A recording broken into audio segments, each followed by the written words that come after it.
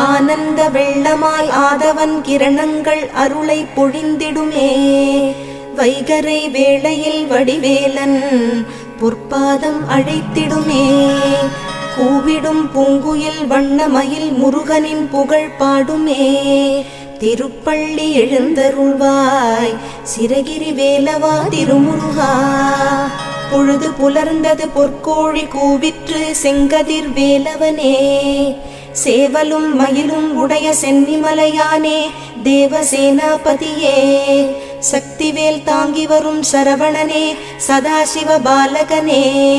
திருப்பள்ளி எழுந்தருள்வாய் சிரகிரி வேலவா திருமுருகா. ஆர்வமோடு அடியார் கந்த சஷ்டி கவச்சம் பக்தியோடு முழங்குகின்றார்.